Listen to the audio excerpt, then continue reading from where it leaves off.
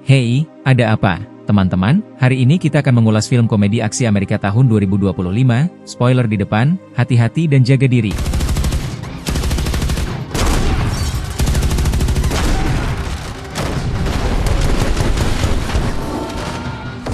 Film ini dimulai dengan festival La Tomatina yang terkenal di Spanyol, di mana ribuan orang saling melempar tomat, membasahi seluruh kota dengan bubur merah. Ada yang memecahkannya di kepala, ada yang tepat di wajah. Dan tersembunyi dalam kekacauan ini adalah gugus tugas gabungan CIM-6 yang memburu penyelundup senjata Rusia, Viktor. Dia sangat berbahaya, dan ini pertama kalinya dalam 2 tahun dia menunjukkan wajahnya. Mereka telah memasang jebakan sempurna untuk menangkapnya. Kamera dipasang di setiap sudut. Memimpin seluruh operasi ini adalah Agen 0. Tiba-tiba, salah satu agen melihat Viktor di kerumunan. Begitu dia muncul, seluruh tim Mi-6 langsung siaga tinggi. Mereka meluncurkan pengenalan wajah untuk mengonfirmasi identitasnya, tapi tidak ada gunanya. Viktor pintar. Dia menyembunyikan wajahnya dengan topi seolah sudah tahu di mana kamera ditempatkan. Kemudian, 2 orang lagi muncul, persis seperti dia. Dan saat itu juga, sebuah van abu-abu berhenti di samping kendaraan Mi-6.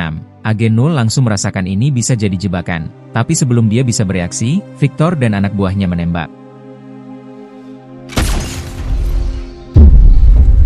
Setiap agen Mi-6 sudah ditandai. Dalam hitungan detik, mereka semua sudah tersingkir. Tim Viktor membajak van Mi-6 dan menyuntikkan bug ke dalam sistem mereka. Sementara itu, Agen 0 menghindari peluru dan langsung menyerang mereka. Dia ganas, tak kenal takut. Timnya sering memanggilnya tentara satu wanita.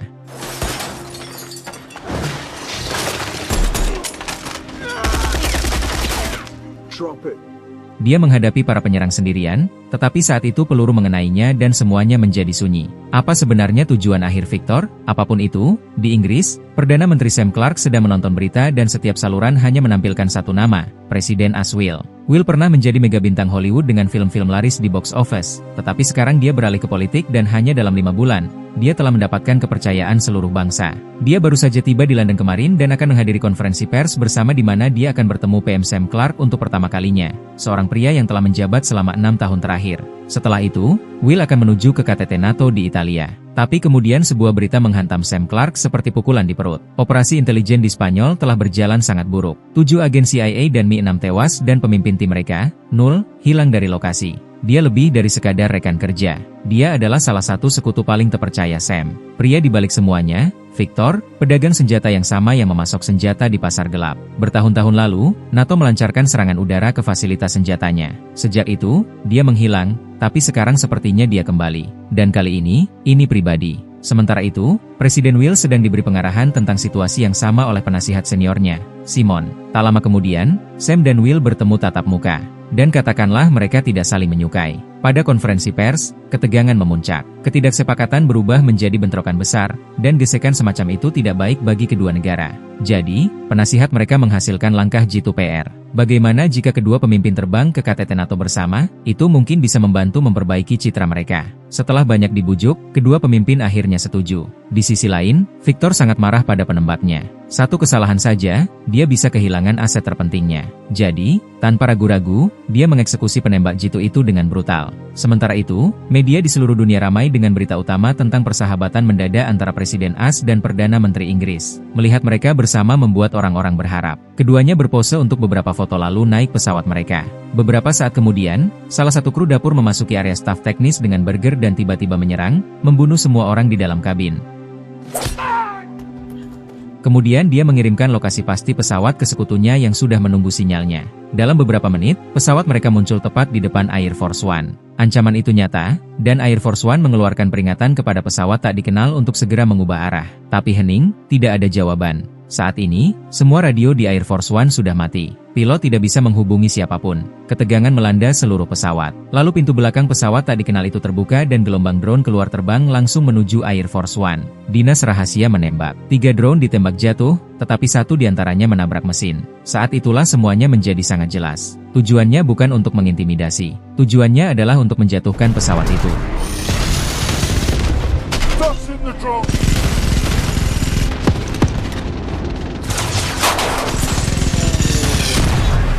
Lalu ledakan lain. Sebuah drone menembus pintu samping Air Force One. Tekanan kabin langsung turun. Satu anggota kru tersedot langsung ke langit. Sam dan Presiden Will nyaris tidak bertahan. Sepertinya mereka bisa menjadi yang berikutnya. Sementara itu, penyusup yang telah membunuh kru sebelumnya sedang membuat kekacauan di dalam. Berpikir cepat, pilot mendorong pesawat ke ketinggian 10.000 kaki, berharap dapat menstabilkan tekanan kabin. Saat pesawat merata, seorang agen dinas rahasia bergegas masuk dan mulai memindahkan Will dan Sam ke bagian belakang tempat parasut disimpan. Tapi sebelum mereka bisa mencapai, gelombang drone lain menyerang. Air Force One melepaskan suar penangkal. Ada yang berhasil, ada yang tidak. Satu lagi drone menembus mesin kedua. Sekarang pesawat mulai berputar. Dengan keras, kepanikan melanda. Di tengah semua kekacauan, penyusup itu mengambil satu parasut dan membakar sisanya. Sam dan Will tiba tepat waktu untuk melihatnya melompat. Waktu hampir habis. Pesawat itu hanya beberapa saat lagi akan jatuh. Entah bagaimana, agen itu berhasil menemukan dua parasut yang tidak rusak. Dia menyerahkan mereka kepada para pemimpin dan berkata, "Kita akan jatuh di wilayah udara Belarus. Anda perlu mencapai rumah aman kami di Polandia, perusahaan pertambangan gunung emas, di bawah jembatan Granski di Warsawa." Kemudian dia dengan cepat menjelaskan cara memasang parasut dan tanpa membuang waktu sedetik pun,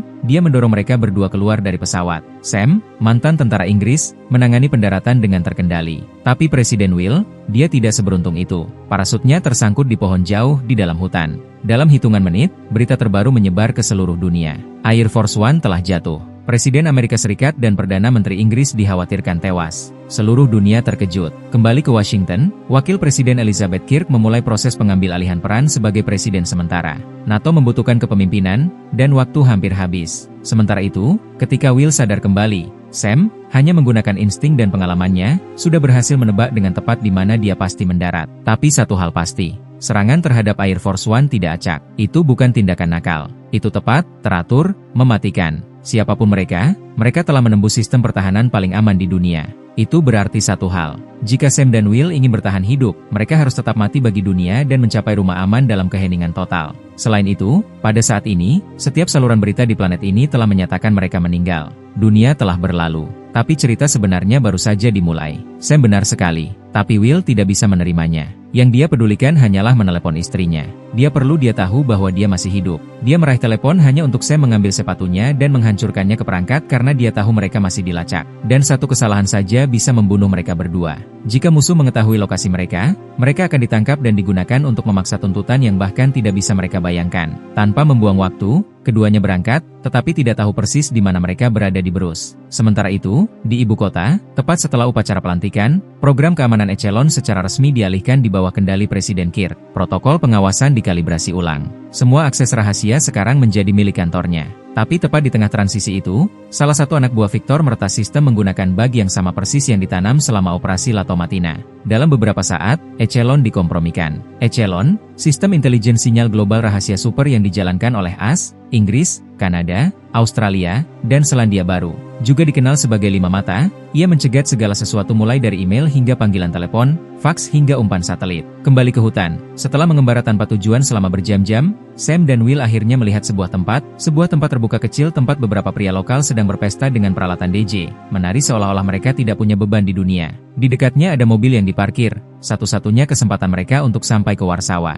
Mereka mencoba mencurinya diam-diam, tapi ketahuan. Will berpikir, "Hei, dulu aku adalah superstar Hollywood. Mungkin mereka akan mengenaliku, tapi tidak." Bukan hanya tidak mengenalinya, mereka mulai memukuli mereka habis-habisan. Sam sudah melihat ini akan terjadi. Begitu tinju melayang, dia langsung bertindak. Dinding otot murni setinggi 6'2", mantan militer, mematikan. Dia tak terhentikan. Orang-orang itu tidak punya kesempatan. Sementara itu, Will sendiri menerima beberapa pukulan. Dan saat itulah dia tersadar. Ini bukan hanya perkelahian kecil. Anak-anak ini benar-benar berusaha membunuh mereka. Dan kemudian sesuatu di dalam dirinya pecah. Bintang tua itu hidup kembali. Dan dengan satu pukulan sempurna, dia mencabut gigi seorang pria. Secara harfiah meninju jendela ke dalam perkelahian. Tapi para penyerang tidak mundur. Pertengkaran itu meningkat, dan segalanya di luar kendali. Tepat saat itu, ledakan keras bergema. Seorang wanita berdiri di pintu masuk, memegang pistol di tangan, dan begitu saja, para pang itu lari menyelamatkan diri. Ternyata rumah itu miliknya. Sam dan Will memohon bantuan,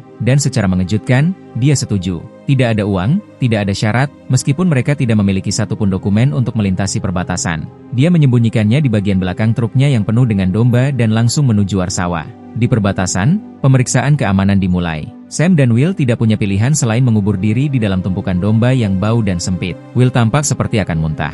Wanita itu, setenang biasanya, menyerahkan dokumen-dokumen itu. Dia bahkan menyuap para penjaga dengan seekor domba. Berhasil. Tidak ada yang curiga sedikit pun. Malam itu, dia menurunkan mereka di pinggiran Warsawa. Saat mereka berpisah, Will melepaskan jam tangannya, yang diberikan kepadanya oleh tidak lain adalah Keanu Reeves, dan mencoba menawarkannya padanya. Dia tersenyum lembut dan menolak. "Terima kasih, Bapak Presiden," katanya. Will membeku. Saat itulah dia tersadar. Dia sudah tahu kebenarannya sejak awal, sejak mereka bertemu. Namun, dia menyimpannya sendiri. Di seberang jalan ada rumah aman. Mereka membunyikan bel. Pengenalan wajah aktif. Pintu-pintu terbuka. Di dalam, mereka disambut oleh seorang pria yang tidak percaya dengan matanya. Dia langsung berlari ke pelukan Will. Namanya Marty Chomer, agen stasiun yang bertanggung jawab. Tapi di tempat lain, Victor baru saja mendapat konfirmasi. Echelon mencegat rekaman pengawasan dan menunjukkan Sam dan Will masih hidup. Begitu melihatnya, dia langsung menelepon. Timnya bergegas. Helikopter lepas landas, langsung menuju rumah aman di Warsawa. Kembali ke rumah aman, Sam menanyakan satu pertanyaan yang selama ini mengganggu pikirannya. Marty menjelaskan semuanya. Semua yang terjadi setelah kecelakaan. Pertama, mereka diserang di udara. Sekarang, server Echelon telah diretas. Lebih dari 20.000 berkas rahasia bocor. Operasi rahasia NATO yang berlangsung selama beberapa dekade terungkap. Tapi bagian yang paling mengejutkan, ini bukan serangan dari luar. Nomor ini pengkhianatan datang dari dalam. Sekutu saling menikam dari belakang. KTT besok, itu tidak akan membahas tentang persatuan. Itu akan tentang menyalahkan, penghinaan, dan kekacauan. Prancis sudah ketahuan memanipulasi pemilihan umum terakhir Jerman melalui jurnalis yang disusupkan. Republik Ceko sangat marah pada Italia, menuduh mereka menyabotase perekonomian mereka. Dan yang terburuk, tidak ada seorang pun yang berhasil mendapatkan kembali kendali atas server Echelon. Ini baru permulaan. Lebih banyak kejutan besar menanti untuk diungkap. Seorang dalang, menggunakan Echelon untuk merobek NATO dari dalam. Jika NATO runtuh, rezim otoriter akan bangkit tanpa terkendali. Dan ini bukan hanya masalah Eropa. Itu bisa langsung mengarah ke Perang Dunia Ketiga. Dan bagi Amerika Serikat, itu adalah mimpi terburuk. Sementara itu, Will sudah cukup. Dia tidak bersembunyi lagi. Tepat saat dia menyuruh Marty menelepon kedutaan, alarm darurat berbunyi. Bahaya sudah di depan mata mereka. Berpikir cepat, Marty bergegas membawa mereka ke gudang senjata yang aman, yang penuh dengan senjata mematikan. Sam dan Will mengambil peralatan mereka dan bersiap-siap. Marty dengan cepat memberi pengarahan kepada mereka. "Jika saya tidak bisa mengeluarkan Anda, gunakan pintu keluar sekunder. Belok kiri pertama menuruni tangga, Anda akan menemukan ruang bunker. Di dinding sebelah kanan, ada poster. Gaspol, itu membuka jalan rahasia." Sementara itu, di luar, pria-pria Victor memasang bahan peledak di pintu. Marty mengambil monitor, menghubungkannya ke CCV, dan mulai berburu. Satu persatu, dia menyingkirkan mereka dengan presisi bedah. Para penyerbu tidak tahu apa yang menimpa mereka, tetapi Marty mengawasi mereka melalui setiap lensa. Penembak jitu, ahli strategi, Algojo diam.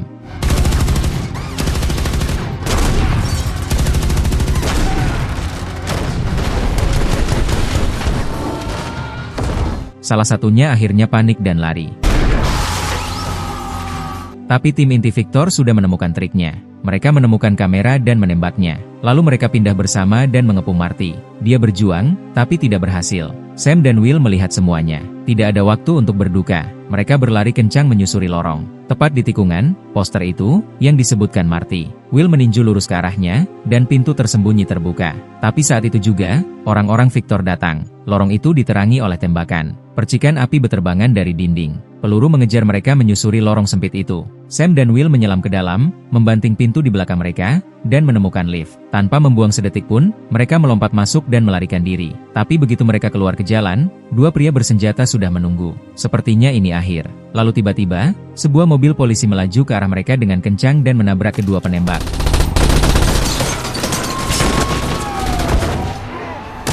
Di balik kemudi adalah agen 0. Wanita yang sama yang dinyatakan mati oleh Mi-6, pemimpin yang sama yang menghilang setelah misi gagal di Spanyol. Saya menatap matanya dan segalanya membeku. Keterkejutan, kelegaan, dan beban persahabatan yang ditempa dalam api. Karena di mata dunia, mereka berdua sudah mati. Saling melihat masih hidup adalah keajaiban. Bertahun-tahun lalu, Sam dan 0 pernah bekerja sama. Mereka bukan hanya rekan kerja, mereka dekat. "Bagaimana caranya kamu masih hidup?" Sam bertanya, dan 0 menceritakan kisahnya. Bagaimana dia selamat dari operasi Spanyol, bagaimana dia tetap berada di bawah tanah, dan bagaimana dia tidak pernah berhenti mengejar Victor. Dia berbicara dan menarik pelatuknya. Bom mobil itu meledak, menghabisi sisa tim Victor.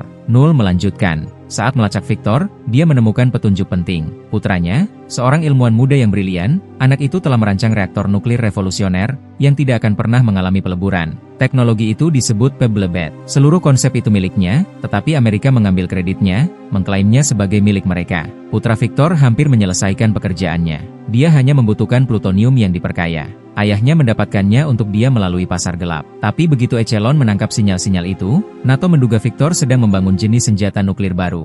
Dan kemudian datanglah responsnya, serangan pendahuluan. Mereka membom fasilitas anak itu, membunuhnya. Amerika tidak hanya mengambil nyawanya, mereka juga mencuri warisannya. Belakangan, teknologi yang sama persis itu dipamerkan ke dunia sebagai inovasi AS. Presiden bahkan membanggakannya. Tidak tahu biayanya, tidak tahu darah di balik kemegahan. Saat itulah Victor bersumpah untuk membalas dendam. Bukan hanya terhadap suatu negara, tapi terhadap NATO itu sendiri. Tapi operasi semacam ini, dia tidak bisa melakukannya sendiri. Seseorang di dalam membantunya. Kecurigaan pertama jatuh pada penasihat Sam dan Will sendiri. Mereka adalah orang-orang yang memaksa mereka naik pesawat yang sama ke puncak yang sama. Tapi tidak ada yang tahu siapa pengkhianat itu sebenarnya atau berapa banyak yang terlibat, yang berarti pergi ke kedutaan besar AS adalah tindakan bunuh diri. Bay punya rencana baru.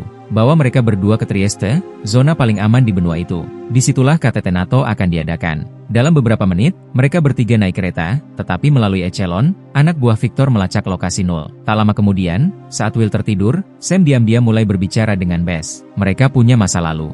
Dulu kekasih, sekarang terpisah oleh politik, tugas, dan waktu. Tapi itu sudah sejarah. Beth keluar untuk mengambil sesuatu untuk dimakan. Dan saat itulah Ruth masuk bersama seorang pria lain. Keduanya bersenjata. Dalam putaran yang mengejutkan, Ruth berbalik menyerang rekannya dan menembaknya dari jarak dekat, tetapi tidak sebelum rekannya membalas, mengenai Ruth di perut. Beth kembali, dengan pistol terhunus, dan menuntut jawaban. Ruth mengaku, Victor telah memerasnya. Dia adalah orang yang membangun sistem komunikasi aman Victor, tapi sekarang dia ingin memperbaiki keadaan. Victor mengawasimu melalui Echelon, dia memperingatkan. Stasiun berikutnya adalah kematianmu. Naik kereta, pergi ke Zadar, Jalan Lavaska 12, lantai 5. Ada terminal yang aman. Dia meraih tangan Will dan mencoret-coret sesuatu. Jalankan perintah ini. Itu akan mengungkap pejabat keamanan tingkat atas mana yang bekerja dengan Victor. Dengan itu, Ruth ambruk dan meninggal, dan tanpa ragu, ketiganya melompat dari kereta yang sedang berjalan.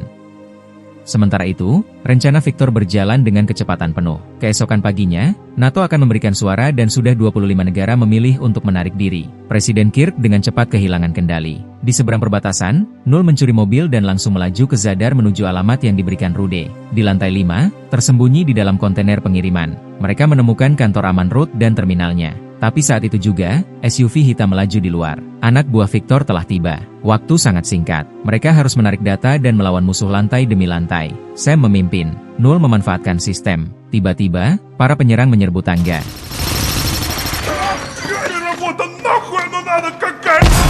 Dalam kekacauan itu, Sam membuat kesalahan. Salah satu granat di tas senjata sudah kehilangan pennya. Dia tidak berpikir dua kali. Dia melempar seluruh tas ke bawah tangga. Ledakan itu mengguncang gedung. Tangga itu hancur, tapi pria-pria Victor belum selesai. Sekarang mereka menggunakan senjata pendaki otomatis untuk memanjat gedung dari luar. Sam menyalakan suar, berjongkok dalam bayang-bayang, dan menunggu. Begitu yang pertama muncul, Sam langsung meluncurkan suar tepat ke helmnya. Pria itu tidak hanya jatuh, dia juga menyeret orang lain bersamanya. Pria-pria Victor akhirnya mundur. Rencana Bekini sudah berjalan. Saat terminal menyala, kebenaran menghantam seperti kereta barang. Pengkhianat itu adalah Bradshaw, penasihat Presiden Will. Selama 18 bulan, dia diam-diam berkomunikasi dengan Victor. Semuanya ada dalam catatan. Dan saat itu juga, kekacauan. Sebuah kail besar menghantam kontainer dan helikopter menariknya langsung ke udara. Logam berdecit saat wadah merobek dinding, mengangkat Null dan Will dari tanah, menjebak mereka di dalam. Di dalam helikopter, duduk Victor, memegang peluncur roket. Dia menembak langsung ke arah Sam. Null hanya bisa melihat, tak berdaya. Hanya ada satu langkah lagi. Sebelum Victor menyelesaikan pekerjaan itu, mereka harus melompat. Di depan, ada atap. Helikopter itu akan melintas tepat di atasnya. Mereka menunggu saat itu dan melompat. Mereka menabrak atap dengan keras, tapi mereka masih hidup. Kontainer. Victor membuangnya. Biarkan jatuh seperti beban mati. Dia yakin ketiganya sudah mati. Dia bahkan punya klien. Tapi kemudian pesan masuk kepada para pria yang duduk di depan Victor. Satu pandangan ke wajah mereka. Victor tahu mereka juga berencana menghapusku. Dia tidak menunggu. Dia menembak kedua pria itu sampai mati.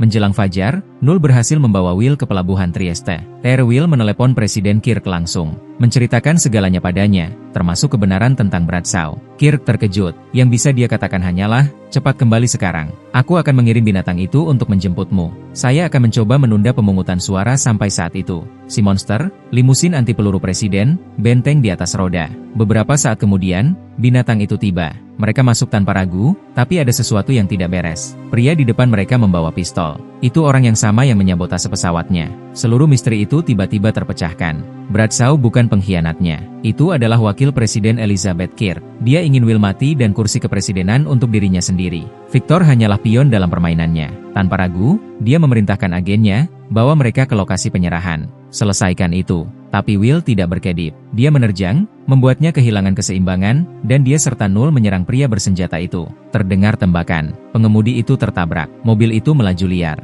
Di luar, pria-pria Victor sudah mulai mendekat. Melarikan diri tampak mustahil. Lalu entah dari mana, sebuah mobil menabrak para penyerang. Itu Sam. Dia melompat ke dalam binatang itu, memberikan tembakan penutup, dan meneriakkan kisahnya. Bersama-sama, mereka berjuang mati-matian, dan akhirnya berhasil mencapai tempat pertemuan puncak NATO.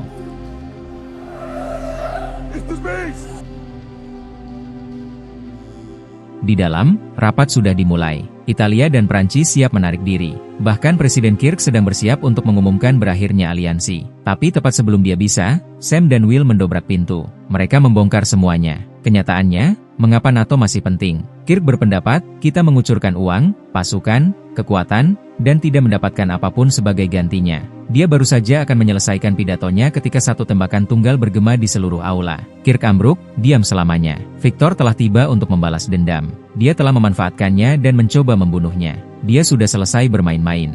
Dia melemparkan granat ke tengah ruangan dan memberikan perintah, bunuh mereka semua. Tembakan meledak di seluruh ruangan. Kepanikan meledak. Orang-orang menunduk, berebut mencari perlindungan.